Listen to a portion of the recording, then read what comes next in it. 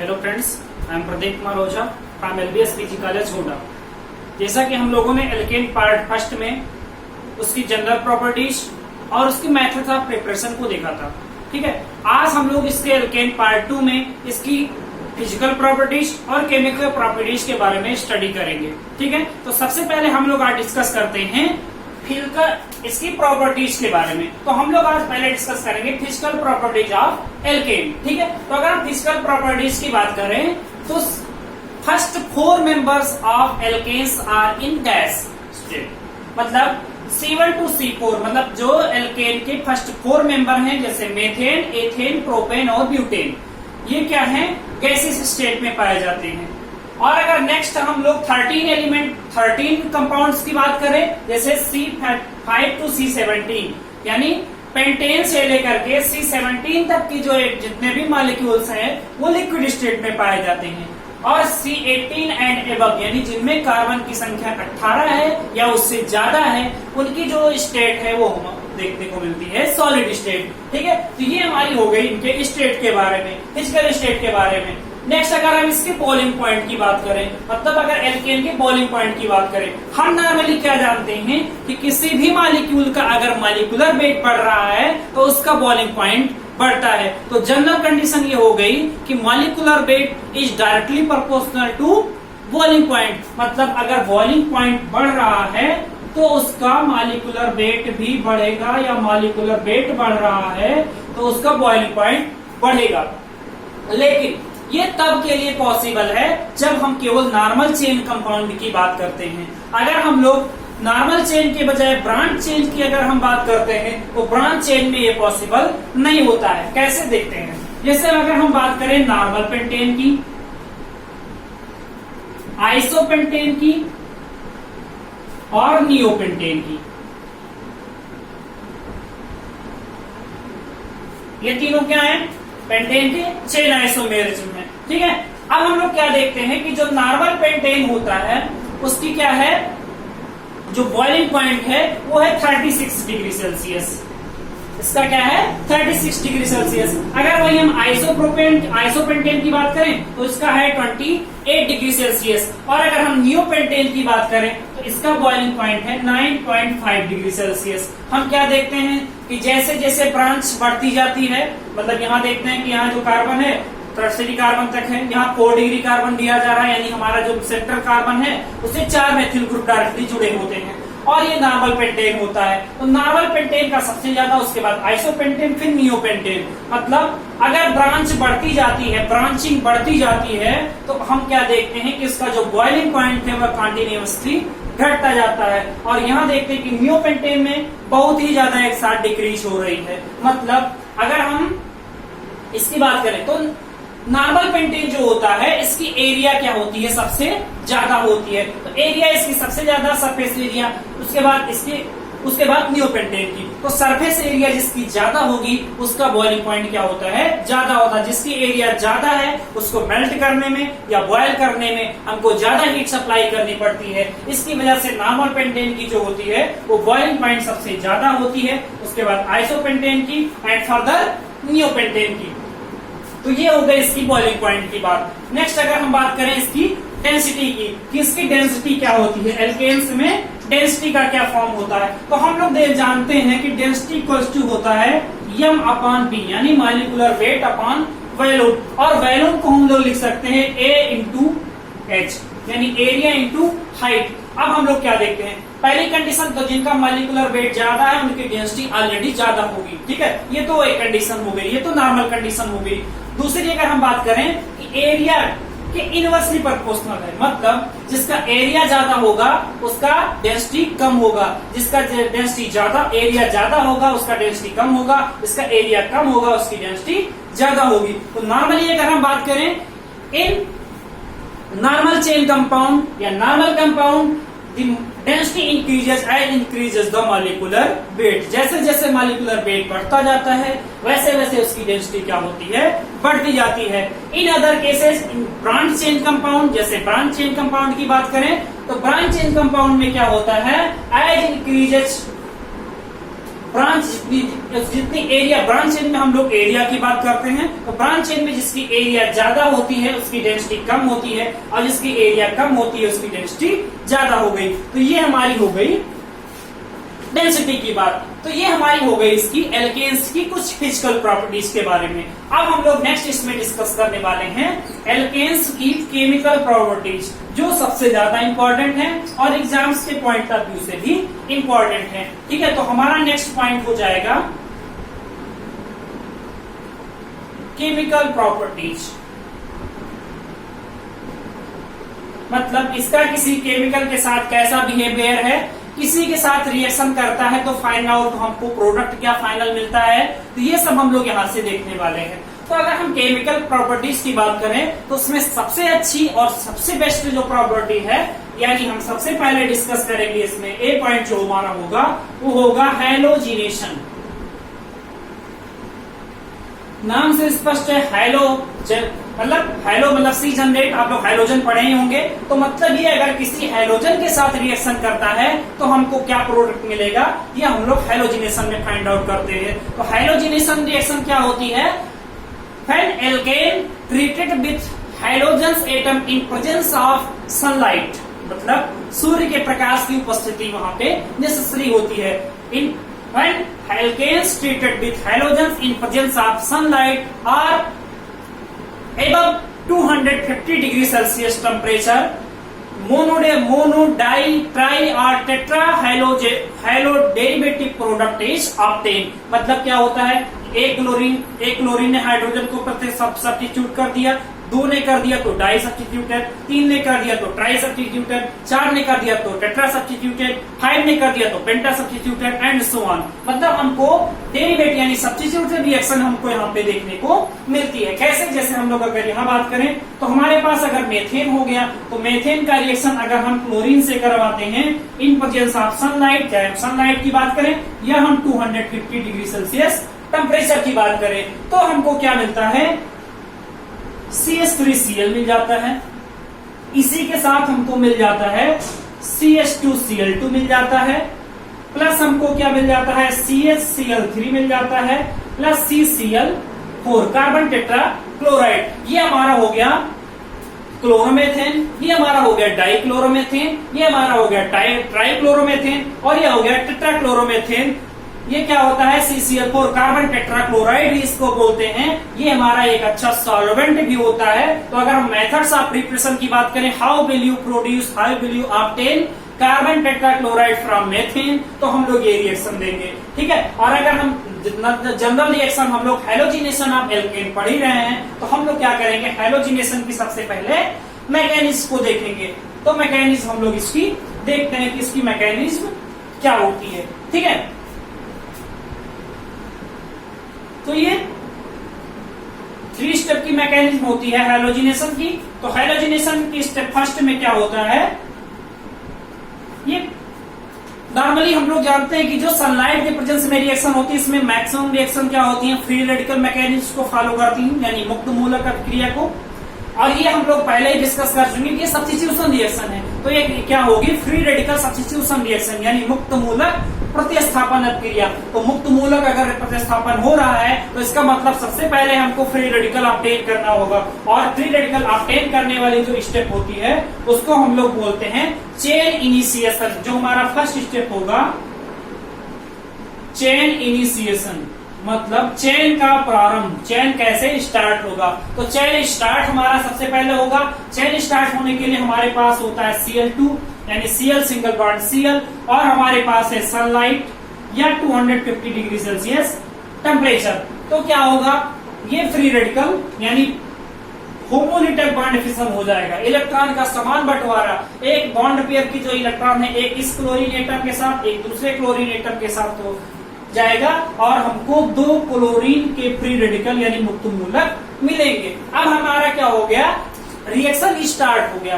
Reaction start होने के बाद हमारा जो सेकंड स्टेप होता है वो चेन प्रोपोगेशन का होता है। मतलब जो हमारी चेन है वो अब क्या करेगी, धीरे धीरे इस आगे बढ़ेगी यानी अपनी लेंथ को इंक्रीज करेगी। तो चेन प्रोपोगेशन में क्या होता है, हमारे पास क्या है, Cl फ्री रेडिकल है।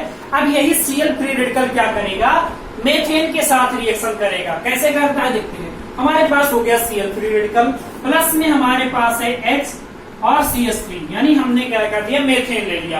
अब यहाँ पे क्या होगा, सनलाइट के प्रेजेंस में, तो यहाँ पे होमोलिटिक बॉन्ड फिशन होगा। होमोलिटिक बॉन्ड फिशन होने के बाद H फ्री रेडिकल और Cl फ्री रेडिकल मिलकर के HCl का फॉर्मेशन, और यहाँ पे CH3 फ्री रेडिकल का फॉर्मेशन होगा। तो हमको मिल गया CH3 फ्री रेडिकल और प्लस HCl, तो हमको मिल गया CH3 फ्री रेडिकल और HCl। अब ये CH3 का फ्री रेडिकल जो है, ये नेक्स्ट स्टेप में, मतलब इसी स्टेप में क्या होगा, Cl2 यानी क्लोरीन की दूसरे मॉलिक्यूल के साथ रिएक्शन करेगा, और यहाँ पे हम लोग देखते हैं कि हमारा CH3 free radical plus Cl single bond Cl, यहाँ भी क्या होगा, होमोलिटिक बॉन्ड फिशन। यहाँ क्या होगा, ये CH3 और ये Cl मिलकर के हमको क्या मिल गया, CH3Cl हमारा फर्स्ट प्रोडक्ट, और प्लस में हमको मिल गया Cl फ्री रेडिकल। अब यही Cl फ्री रेडिकल इस CH3Cl के साथ रिएक्शन करेगा। देखिए CH3Cl यानी हमने इसको लिख दिया CH2, और यहाँ पे एक गैस ले लिया, और यहाँ पे हमने Cl फ्री रेडिकल ले लिया। हम देखते हैं कि यहाँ भी क्या होगा, होमोलिटिक बॉन्ड फिशन, H और Cl मिलकर के HCl का फॉर्मेशन करेंगे, और यहाँ से हो गया CH2Cl फ्री रेडिकल, तो हमको मिल गया CH2Cl फ्री रेडिकल और प्लस में HCl। अब ये जो CH2Cl फ्री रेडिकल है, ये फिर नेक्स्ट स्टेप में क्या होगा, क्लोरीन के फर्दर दूसरे एटम से क्या करेगा, रिएक्शन करेगा। तो चेन प्रोपोगेशन में ऐसे हैं, क्या करते हैं, चेन को प्रोपोगेट करवाते हैं। भाई जिनको वीडियो पसंद आ रही है वो लाइक करना बिल्कुल ना भूलें। CH2Cl फ्री रेडिकल और यहाँ पे Cl सिंगल बॉन्ड Cl। अब यहाँ पे होमोलिटिक बॉन्ड फिशन हुआ, ठीक है। तो होमोलिटिक बॉन्ड फिशन होने के बाद क्या होता है, CH2Cl फ्री रेडिकल है, और यहाँ पे Cl का फ्री रेडिकल एक और आ जाएगा, तो यहाँ पे CH2Cl2 बन जाएगा, और Cl फ्री रेडिकल, तो हमको मिल गया CH2Cl2 और प्लस Cl फ्री रेडिकल। तो हमको यहाँ से क्लोरीन का फ्री रेडिकल मिल गया। अब ये क्लोरीन का फ्री रेडिकल फिर से इसे क्या करेगा, CH2 यानी डाइक्लोरोमेथेन से रिएक्शन करेगा, ठीक है। तो हमने क्या लिया, Cl फ्री रेडिकल प्लस, यहाँ पे हमने पहले H ले लिया, CH और Cl2, यहाँ होमोलिटिक बॉन्ड फिशन हुआ, H और Cl फ्री रेडिकल बने, यहाँ से HCl का फॉर्मेशन हुआ, और यहाँ CH_Cl2 फ्री रेडिकल का फॉर्मेशन हो गया, CH_Cl2 फ्री रेडिकल और प्लस HCl।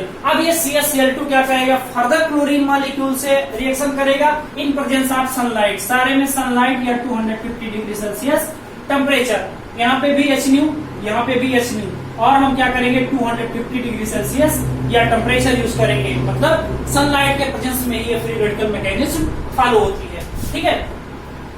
तो CH_Cl2 फ्री रेडिकल हो गया plus Cl single bond Cl, फिर यहाँ से homolytic bond fission, free radical का फॉर्मेशन हुआ, यहाँ पे CH_Cl3 और plus Cl free radical, CH_Cl3 और प्लस Cl फ्री रेडिकल यानी ट्राइक्लोरोमेथेन। अब ये क्या करेगा, Cl फ्री रेडिकल इसी के साथ रिएक्शन करेगा। हम यही क्या करते हैं, इसको थोड़ा सा यही इसी स्टेप में कर देते हैं, H यहाँ पे निकाल देते हैं और होमोलिटिक बॉन्ड फिशन करवाते हैं, H और Cl मिलकर के क्या बनाते हैं, HCl, और यहाँ पे CCl3 फ्री रेडिकल का फॉर्मेशन होता है प्लस HCl का फॉर्मेशन, यानी ट्राइक्लोरो सब्स्टिट्यूटेड। तो अब ये क्या करेगा, ये नेक्स्ट स्टेप में फिर से क्या करेगा, एक क्लोरीन एटम से रिएक्शन करेगा, और हमको क्या होगा, कार्बन टेट्राक्लोराइड जो हमारा फाइनल प्रोडक्ट है वो हमको मिल जाएगा। तो हमको मिल गया CCl3 फ्री रेडिकल और Cl single bond Cl, homolytic bond fission, free radical का फॉर्मेशन, CCl3 रेडिकल और Cl रेडिकल मिलकर के क्या बनाएंगे, CCl4 कार्बन टेट्राक्लोराइड और प्लस Cl फ्री रेडिकल। ये हमको हमारा प्रोडक्ट मिल गया। अब देखते हैं फिर भी हमको क्या होते हैं, ढेर सारे रेडिकल इसमें मिलते चले गए हैं। अब ये रेडिकल कैसे रिमूव होंगे, रेडिकल कैसे इंड होंगे, तो नहीं, अगर इंड नहीं होंगे तो रिएक्शन ऐसे कंटिन्यू रहेगी। तो इसी को इंड करने के लिए जो हमारी थर्ड प्रॉपर्टी है, यानी थर्ड स्टेप जो है, वो थर्ड स्टेप हमारा होता है चेन टर्मिनेशन स्टेप। चेन क्या होता है, टर्मिनेट हो जाता है। तो स्टेप थर्ड जो हमारा है वो है चेन टर्मिनेशन, मतलब चेन का एंड हो जाना, ठीक है। चेन टर्मिनेट कैसे होगी, हमारे पास Cl रेडिकल है, हमारे पास CH3 रेडिकल है, स्टार्टिंग में 2 ही रेडिकल थे। अब क्या करेगा, Cl रेडिकल या तो Cl रेडिकल के साथ रिएक्शन करेगा, या CH3 रेडिकल CH रेडिकल के साथ रिएक्शन करेगा, या हो सकता है कि CH3 radical further CH3 radical से रिएक्शन कर दे। तो अब क्या करेगा, ये दोनों रेडिकल रिएक्शन करके Cl2 का फॉर्मेशन करेंगे, रेडिकल एंड हो जाएगा, ठीक है, रेडिकल स्ट्रेन हो जाएगा, और यहाँ पे CH3Cl बन जाएगा, और यहाँ पे CH3 यानी एथेन का फॉर्मेशन हो जाएगा। इस तरह से हमारी जो चेन होगी वो टोटली क्या हो जाएगी, टर्मिनेट हो जाएगी। तो ये हमारा स्टेप हो गया थर्ड, जिसको हम लोग बोलते हैं चेन टर्मिनेशन प्रोसेस, ठीक है। तो ये हमारी हो गई चेन टर्मिनेशन। अब हम इसकी नेक्स्ट प्रॉपर्टी में ही बात करते हैं कि अगर हमारे पास, जैसे हमारे पास हैलोजन में फ्लोरीन, क्लोरीन, ब्रोमीन, आयोडीन ढेर सारे हैं। अब इसमें हम, जैसे हमने खाली क्लोरीन लिया, अब अगर हाइड्रोजन का अब्स्ट्रैक्शन कर रहे हैं तो हाइड्रोजन का अब्स्ट्रैक्शन कौन अच्छे मतलब मोस्ट वो प्रीफर करेगा, तो ये कैसे करेंगे अब्स्ट्रैक्शन, ये हम लोग देखते हैं कि हाइड्रोजन का अब्स्ट्रैक्शन कैसे होता है और कौन करता है। तो हाइड्रोजन जो होते हैं, hydrogen shows following order of hydrogen abstraction, मतलब हाइड्रोजन कौन जल्दी अब्स्ट्रैक्ट करेगा ये चीज हमको देखना है। तो हाइड्रोजन अब्स्ट्रैक्शन की जो होगी ऑर्डर वो होगा Br2 का सबसे ज्यादा, उसके बाद Cl2, उसके बाद F2 यानी क्लोरीन का सबसे कम। यहाँ हमने आयोडीन की बात नहीं की है, क्योंकि आयोडीन जो होता है वो एक्सोथर्मिक होता है। तो ये क्वेश्चन भी पूछा जाता है, why explain why iodine do not use as halogenation, मतलब हैलोजिनेशन में आयोडीन का यूज क्यों नहीं किया जाता है, बिकॉज ही इट इज एक्सोथर्मिक, ठीक। नेक्स्ट इसी में अगर बात करें तो रिलेटिव ऑर्डर क्या होगा हाइड्रोजन का, मतलब कौन सा हाइड्रोजन जल्दी एब्स्ट्रैक्ट होगा और मोर प्रीफरेबल प्रोडक्ट का फॉर्मेशन होगा। तो हम लोग अगर इसकी बात करें तो 3 डिग्री जो होगा हाइड्रोजन वो सबसे ज्यादा प्रीफर करेगा, उसके बाद हमारा सेकेंडरी हाइड्रोजन, उसके बाद हमारा प्राइमरी हाइड्रोजन, और उसके बाद जो हमारा नेक्स्ट होगा वो होगा मेथेन, ठीक है। मेथेन में कोई है वो डिग्री नहीं, हम डिफाइन नहीं कर सकते, ना 1 डिग्री, ना 2 डिग्री, ना 3 डिग्री। तो अगर 3 टर्सरी हाइड्रोजन है तो वो सबसे जल्दी रिप्लेस होगा और मोर प्रीफरेबल प्रोडक्ट का फॉर्मेशन होगा। 2 डिग्री है तो वो उससे कम प्रोडक्ट, मतलब उससे लेस प्रीफरेबल होगा, और 1 डिग्री उससे भी लेस, और मेथेन का सबसे ज्यादा कम प्रीफर करेगा, ठीक है। तो अगर हम इसके ढेर सारे थोड़े एग्जांपल की ही बात करते हैं कि कैसे इसमें हम लोग इसके ओरिएंटेशन को समझ सकते हैं कि ओरिएंटेशन इसका क्या होगा। ओरिएंटेशन ऑफ हैलोजिनेशन ये कैसे डिपेंड करता है टाइप ऑफ हाइड्रोजन पे। तो हमारा जो टॉपिक अब जो हमारा पॉइंट होने वाला है orientation of hydrogen on different hydrogen atom या different type of hydrogen atom. जैसे अगर हम बात करें CH3, CH2 और CH3, और यहाँ इसका हमने रिएक्शन क्लोरीन से करवा दिया। अब देखिए ये हमारा प्राइमरी है और ये हमारा सेकेंडरी है, तो यहाँ दोनों जगह क्लोरीनेशन पॉसिबल है, ठीक है। तो हमारा एक कंडीशन हो सकता है CH3, CH, CH3 और Cl, ये हो गया, और दूसरा हो गया CH3, CH2 और CH2, Cl, दोनों कंडीशन पॉसिबल है। तो दोनों कंडीशन में हमने क्या बताया कि 2 डिग्री जो होता है मोर प्रीफरेबल देन 1 डिग्री, तो इसका मतलब जो ये हमारा होगा ये मेजर प्रोडक्ट होगा और ये होगा जो माइनर प्रोडक्ट होगा। अगर हम इसके परसेंटेज की बात करें तो ये हमारा जो होगा वो हो जाएगा 55% और ये जो हमारा होगा हो जाएगा 45%। तो हमने क्या देखा था, जो 2 डिग्री हुआ मोर प्रीफरेबल प्रोडक्ट यानी 55% मेजर क्वांटिटी में बना, और ये जो हमारा 1 डिग्री में हाइड्रोजन सब्स्टिट्यूट हुआ वो 45% यानी इसकी लेस, हमको कम मात्रा उसमें लेस एक्सटेंट देखने को मिलती है, ठीक है। दूसरे एग्जांपल की अगर हम बात करें तो दूसरे एग्जांपल में अगर हम बात करें CH3C, CH3H और CH3, यहाँ अगर हम बात करें तो यहाँ देखते हैं कि ये 3 डिग्री है, यहाँ पे 1 डिग्री 1 डिग्री 1 डिग्री। अगर हम इसका क्लोरीनेशन या ब्रोमिनेशन कुछ करवाते हैं तो हमको यहाँ से भी 2 प्रोडक्ट मिलने हैं, जैसे CH3 मिल गया, CH मिल गया, CH3 मिल गया और CH2 Cl मिल गया। यहाँ पे 1 डिग्री हाइड्रोजन सब्स्टिट्यूट हुआ। आगे इसी में क्या होगा, दूसरा प्रोडक्ट हमारा जो होगा वो CH3 CCH3 और यहाँ पे हमको मिल गया Cl और CH3। यहाँ पे 3 डिग्री का कार्बन जो हुआ, कार्बन से जो हाइड्रोजन जुड़ा था वो अब्स्ट्रैक्ट हुआ। ठीक है, तो ये अगर हम इसमें परसेंटेज की बात करें तो ये जो हमारा होता है यहाँ पे जो यील्ड होगी वो 99% यील्ड होती है और ये जो हमारा होता है ये ओनली 1% यील्ड होती है। ठीक है, तो हम लोग यहाँ जो हमने अभी तक जो डिस्कस किया कि 3 डिग्री हाइड्रोजन जो होगा वो मोर यील्ड देगा 2 डिग्री से और 2 डिग्री 1 डिग्री से और 1 डिग्री मेथेन से। तो यहाँ हमने इसको एग्जाम्पल के थ्रू समझ लिया कि कैसे यहाँ पे प्रोडक्ट का फॉर्मेशन होता है। ठीक है, नेक्स्ट रिएक्शन की अगर हम बात करें तो नेक्स्ट रिएक्शन हमारा हो जाता है इसमें नाइट्रेशन। मतलब स्क्रीनशॉट लेना चाहे तो ले सकते हैं कि नाइट्रेशन कैसे होता है। मतलब अगर हम एल्केन का नाइट्रिक एसिड के साथ रिएक्शन करवाते हैं तो हमको नाइट्रो एल्केन मिलता है। व्हेन नाइट्रेशन में हम क्या एक्सप्लेन करेंगे, यानी हमारा नाइट्रेशन के नोट्स में हम क्या लिखेंगे, When alkane is treated with nitric acid, then nitroalkane is form. ये नाइट्रोएल्केन जब हम लोग पढ़ते हैं तो उसमें मेथड्स ऑफ प्रिपरेशन में भी होता है कि हम नाइट्रोएल्केन का फॉर्मेशन कैसे करते हैं। तो नाइट्रोएल्केन को सिंपली हम लोग नाइट्रिक एसिड के साथ उसका रिएक्शन करवाते हैं तो हमको नाइट्रोएल्केन मिलता है। जैसे हमारे पास हो गया CH4, ये हमारा हो गया मेथिन। और नाइट्रिक एसिड का हम लोग फार्मूला जानते हैं HNO3। तो हमने इसको यहां ना लिख करके NO2 लिख दिया और यहां से OH लिख दिया और यहां से CH3 और H लिख दिया और HOH मिलकर के हमको क्या मिल गया, H2O, यानी वाटर मॉलिक्यूल का हो गया रिमूवल। और CH3NO2, CH3NO2 ये हमारा हो गया नाइट्रोमेथिन। ठीक है, तो नाइट्रेशन में हम लोग क्या देखते हैं कि अगर हम किसी एल्केन का रिएक्शन नाइट्रिक एसिड के साथ करवाते हैं तो हमको नाइट्रो एल्केन का फॉर्मेशन देखने को मिलता है। ठीक है, तो ये हमारा हो गया नाइट्रेशन। नेक्स्ट अगर हम रिएक्शन की बात करें तो नेक्स्ट हो जाता है सल्फोनेशन।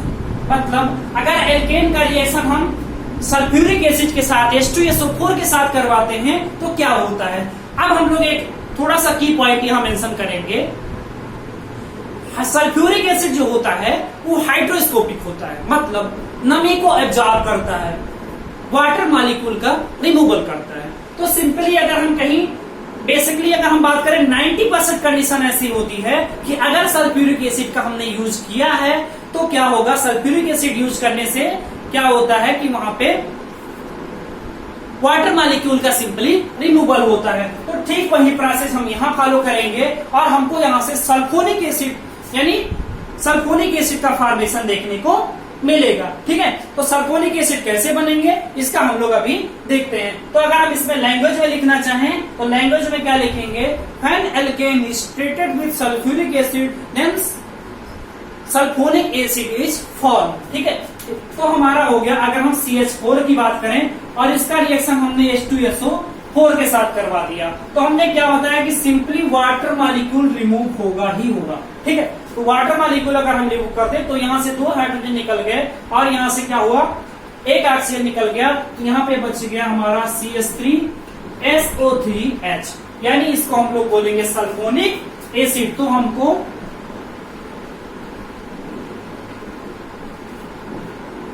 मेथिल सल्फोनिक एसिड, तो सल्फोनिक एसिड का फॉर्मेशन हमको देखने को मिलता है सल्फोनेशन रिएक्शन से। मतलब अगर किसी एल्केन का रिएक्शन हम सल्फ्यूरिक एसिड से करवाते हैं तो हमको सल्फोनिक एसिड का फॉर्मेशन देखने को मिलता है। नेक्स्ट रिएक्शन की बात करें तो हमारा नेक्स्ट रिएक्शन हो जाता है पायरोलिसिस। तो पायरोलिसिस हम लोग डिस्कस करते हैं। पायरोलिसिस इसको हम लोग क्रैकिंग भी बोलते हैं। अब क्रैक मतलब हम लोग क्या जानते हैं, क्रैक मतलब टूटना, क्रैक मतलब टूटना। तो अगर हम किसी हायर एल्केन्स को हाई टेम्परेचर देते हैं, हाई टेम्परेचर प्रोवाइड करते हैं तो वो क्या होता है, सिंपल कंपाउंड्स में ब्रेक डाउन हो जाता है। मतलब when alkane is heated about 600 degree Celsius, मतलब हायर टेम्परेचर पे अगर हम उसको हीट करते हैं, it gives alkane as well as alkene having small masses, मतलब जिनका मास क्या होता है, कम होता है, यानी छोटे छोटे एल्केन्स या एल्कीन्स का फॉर्मेशन देखने को मिलता है जब हम किसी एल्केन्स को 600 डिग्री सेल्सियस पर हीट करते हैं। मतलब अगर हम किसी हायर एल्केन्स की बात करें, जैसे मैंने ले लिया C6H14, ये हमारा हो गया हेक्सेन, इसको हमने हीट किया 600 डिग्री सेल्सियस टेम्परेचर पे, तो हमको क्या मिल गया, C6H12 एल्कीन का फॉर्मेशन, प्लस में यहां से 2 हाइड्रोजन निकले तो हमने यहां से निकाल दिया H2। दूसरी कंडीशन उसी में 600 डिग्री सेल्सियस टेम्परेचर है, तो हमको क्या मिल गया, C4H8 यानी ब्यूटीन, प्लस में यहां से 2 कार्बन तो हो गया C2, और यहां से 8 और यहां पे 6 तो C2H6, तो हमको मिल गया एथेन। ऐसे अगर हम बात करें, इसी में फर्दर बात करें, 600 डिग्री सेल्सियस टेम्परेचर हमने प्रोवाइड किया, तो हमको मिल गया C3H6, ये भी हमको क्या मिल गया, प्रोपीन, प्लस में हमको क्या मिल गया, C2H4 एथीन, और प्लस में हमको मिल गया CH4 मेथेन। तो हम लोग यहां से देखते हैं 3 2 5 1 6 कार्बन हमको क्या हो गया कि जो हमारे हायर एल्केन्स हैं उनको मोर देन 600 डिग्री सेल्सियस या 600 डिग्री सेल्सियस पर हम लोग हीट करते हैं, तो स्मॉल एल्केन या एल्कीन्स में क्या होते हैं, ब्रेक डाउन हो जाते हैं। इसको हम लोग बोलते हैं पायरोलिसिस रिएक्शन और cracking of alkanes, cracking of alkanes. तो ये हमारी हो गई पायरोलिसिस, आप इसका स्क्रीनशॉट ले सकते हैं। ठीक है, अब नेक्स्ट रिएक्शन की बात करें तो होगा एरोमेटाइजेशन। मतलब अगर हम किसी एल्केन्स को मतलब ऐसे एल्केन जिसके पास मिनिमम 6 कार्बन एटम हो, ठीक है, alkanes having minimum 6 carbon atoms undergo dehydrogenation, मतलब हाइड्रोजन का removal, dehydrogenation to form aromatic compound. ठीक है, तो नेक्स्ट हमारा जो रिएक्शन होगा वो होगा एरोमेटाइजेशन। एरोमेटाइजेशन में सिंपली अगर हम लैंग्वेज में लिखना चाहें तो लैंग्वेज आप लोग लिख सकते हैं, alkanes having 6 or more than 6 carbon atoms undergoes dehydrogenation reaction to form aromatic compound. जैसे अगर हम हेक्सेन की बात करें, इसकी बात करें हेक्सेन, उसके पास 6 carbon atom, CH3 CH2 CH2 CH2 CH2 और CH3 1 2 3 4 5 6। तो इसका अगर हम डिहाइड्रोजिनेशन करवा दें तो डिहाइड्रोजिनेशन के बाद क्या होता है, यहां हीट प्रोवाइड करते हैं और यहां से -4H2, मतलब 8 हाइड्रोजन एटम रिमूव हो जाते हैं। 4H2 हाइड्रोजन के 4 मॉलिक्यूल का रिमूवल हो जाता है और हमको यहां से बेंजीन रिंग मिल जाती है। ठीक है, तो बेंजीन एक एरोमेटिक कंपाउंड है, ये हमको क्या हुआ, मिल गया। जब हम लोग क्या किए, हेक्सेन को हीट किए, डिहाइड्रोजिनेशन के बाद हमको क्या हुआ, बेंजीन रिंग का फॉर्मेशन देखने को मिला। यही अगर हम हेक्सेन के बजाय हेप्टेन ले लें, मतलब अगर हम एक कार्बन को और बढ़ा लें, फर्दर इसको हम हीट करें, तो फर्दर अगर हम इसको हीट करेंगे तब भी क्या होगा, 4 मॉलिक्यूल ऑफ हाइड्रोजन का रिमूवल होगा, यानी डिहाइड्रोजिनेशन होगा और हमको क्या मिल जाएगा इस बार, टॉलिन, यानी CH3, और यहां से हमको क्या मिल गया।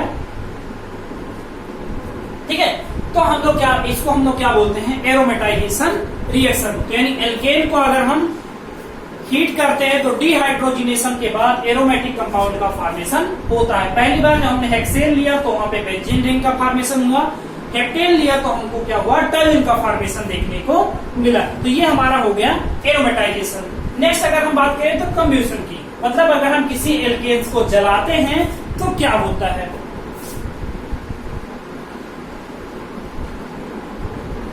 अब ये तो बहुत ही सिंपल रिएक्शन होती है। ठीक है। कंप्यूजन में क्या होता है, अगर हम किसी चीज को जलाते हैं तो हम क्या देखते हैं जनरली, अगर आप जनरली मान लीजिए रिएक्शन नहीं जानते हैं, जलाने के बाद धुआं धुआं, और धुआं धुआं है क्या, कार्बन डाइऑक्साइड, पहली चीज। दूसरी, अगर किसी चीज को जलाते हो तो उससे नमी क्या होती, गायब हो जाती है। नमी गायब है मतलब वाटर का रिमूवल। तो या तो कार्बन डाइऑक्साइड या वाटर का रिमूवल, या दोनों का रिमूवल, मतलब हाइड्रोजन का भी रिमूव, मतलब सॉरी वाटर का भी रिमूवल और कार्बन डाइऑक्साइड गैस का भी रिमूवल, साथ ही साथ हाई एनर्जी का भी फॉर्मेशन होता है। तो अगर हम इसकी बात करें, when any alkane is combusted in presence of oxygen, जब हम किसी एल्केन्स को ऑक्सीजन के प्रेजेंस में जलाते हैं, then carbon dioxide and high energy is produced, मतलब कार्बन डाइऑक्साइड गैस निकलती है और लार्ज अमाउंट ऑफ एनर्जी जो होती है वो प्रोड्यूस होती है। तो अगर हम CH4 का क्या कराते हैं, ऑक्सीजन के प्रेजेंस में क्या कराते हैं, इसको जला दें, तो जलाने के बाद क्या होगा, कार्बन डाइऑक्साइड और वाटर का फॉर्मेशन हो जाएगा। और अगर वाटर, कार्बन डाइऑक्साइड और वाटर का फॉर्मेशन हो गया और प्लस में हाई एनर्जी हमने बताया कि रिमूवल होता है, delta S equal to minus 804 kilo joule per mole, मतलब एक मोल को जलाने पर 804 किलो जूल की एनर्जी रिवॉल्व होगी। ठीक है, तो हम लोग सिंपली क्या बोले कि कंब्यूशन में क्या होगा, किसी एल्केन को अगर हम लोग जलाते हैं तो कार्बन डाइऑक्साइड का के साथ साथ हाई एनर्जी क्या होती है, high large amount of energy produce होती है। तो इसको हम लोग बोल दिए कंब्यूशन। नेक्स्ट रिएक्शन की बात करें तो नेक्स्ट रिएक्शन हमारा हो जाएगा कंट्रोल्ड ऑक्सीडेशन। इसको कंब्यूशन को हम लोग ऑक्सीडेशन भी बोल सकते हैं, लेकिन जो नेक्स्ट हमारा है वो है कंट्रोल्ड ऑक्सीडेशन।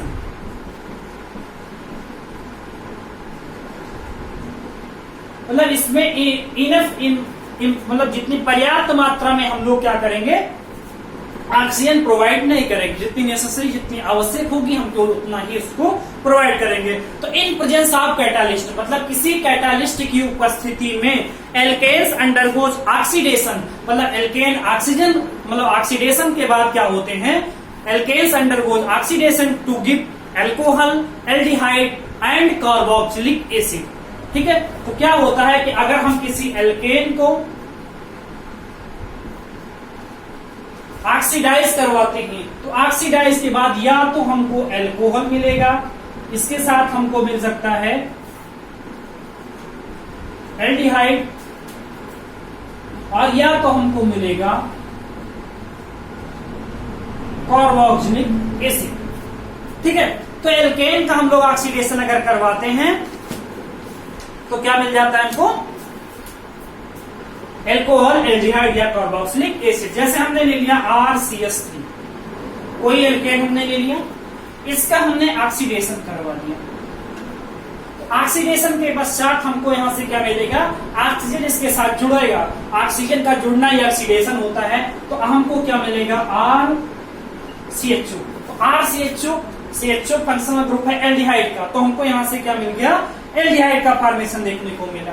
नेक्स्ट अगर हम इसी स्टेप की बात करें, थोड़ा और हम लोग ऑक्सीडेशन, मतलब कंट्रोल ऑक्सीडेशन है, मैं थोड़ा सा और इसका ऑक्सीडेशन करवा दिया, ऑक्सीजन की प्रेजेंस करवा दी, तो यही कन्वर्ट हो गया कार्बोक्सिलिक एसिड में। तो इसको हम लोग बोलते हैं कंट्रोल्ड ऑक्सीडेशन। ठीक है, तो हमने यहाँ पे डिस्कस की कि आज एल्केन पार्ट 2 में कि इसकी फिजिकल प्रॉपर्टीज क्या होती हैं और इसकी केमिकल प्रॉपर्टीज क्या होती हैं। तो हमने यहाँ से बहुत अच्छे सीखा फिजिकल प्रॉपर्टीज, केमिकल प्रॉपर्टीज। इससे रिलेटेड अगर और आपके पास कोई प्रॉब्लम है, कोई रिएक्शन है, तो आप कमेंट बॉक्स में जरूर कमेंट करें क्वेश्चन को, वो हम आपको उसका सोल्यूशन प्रोवाइड कर देंगे। या अगर आपके पास कोई प्रॉब्लम आती है तो हमको आप व्हाट्सएप पे हमारे मैसेज भी कर सकते हैं। हमारा व्हाट्सएप नंबर है 7800606500। लेकिन केवल question, call is not allowed. आप लोग के पास अगर क्वेश्चन है तो आप उस पर क्वेश्चन सेंड कर सकते हैं, उसका सोल्यूशन हम आपको प्रोवाइड कर देंगे। ठीक है, तो भाई जिनको वीडियो पसंद आई हो वो लाइक करें, शेयर करें, और जो चैनल पे पहली बार विजिट किए हो प्लीज चैनल को सब्सक्राइब करें, जिससे आने वाली वीडियोस के नोटिफिकेशन आप तक पहुंचते रहें। मिलते हैं आपसे नेक्स्ट वीडियो में, तब तक के लिए जय हिंद, नमस्कार।